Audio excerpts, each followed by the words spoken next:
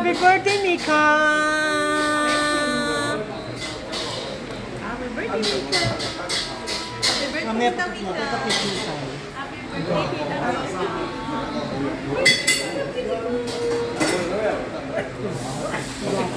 Hi guys! Happy birthday to Mika! Thank you! Ayan, Director's View! Happy birthday to you! Yung sa emergency. Ano mo sasabi mo sa emergency? Hindi ko nila alam. Ano mo sasabi mo, Joey, sa emergency? Please get out. Please find your wallet. Please get out now. Emergency. Huwag magpanik. Huwag magpanik. Emergency. Bilis ako. Trial lang pa.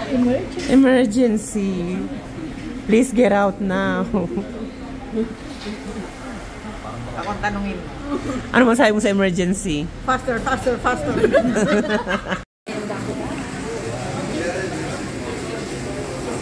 Happy birthday! Ayan na naman po yung boses ko.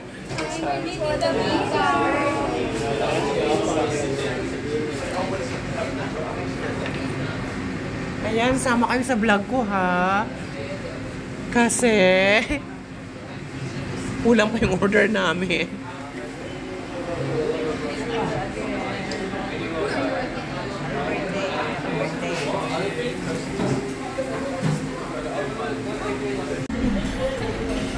So that's the food from Chinese restaurant. Kailangan kong mabuo to kasi papasok ko na sa YouTube channel ko. This restaurant is in Gosford, New South Wales from Sydney. You have to drive 1 hour and 20 minutes to get here. And you gotta find the Chinese restaurant in Imperial Building.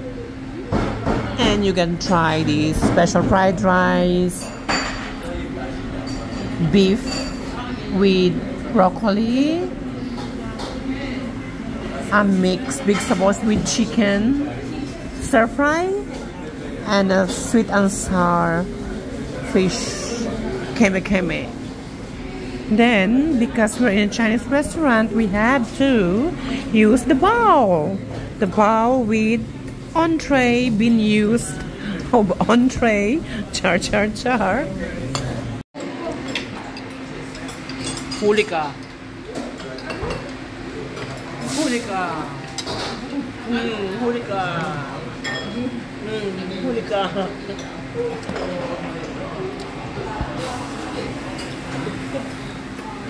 Huliin natin to. Huli ka.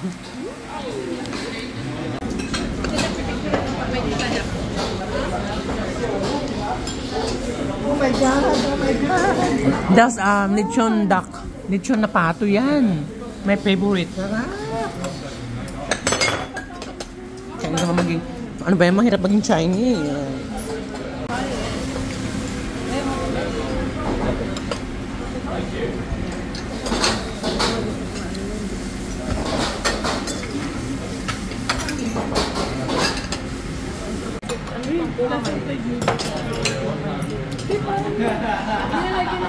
Ayun nga guys, tapos na po yung aming celebration ng birthday ni Mika. It's a simple celebration. Yeah, so ayan, ito na kami sa bahay.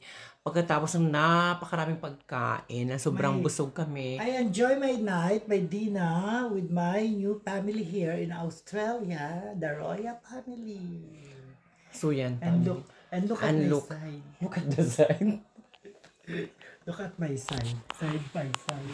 Ayan, yung side, lawag lang yung side ng wardrobe. Kasi palipat po kami ng bahay. So, ganito po yung itsura ng aming mga bagahe. Yan, kasi nga, maglilipat na kami. So, pagkatapos ng aming dinner, very hectic ang schedule. Tapos, by Sunday, pupunta pa ng Perth, Sisis. May kasi mga papers doon, business proposal.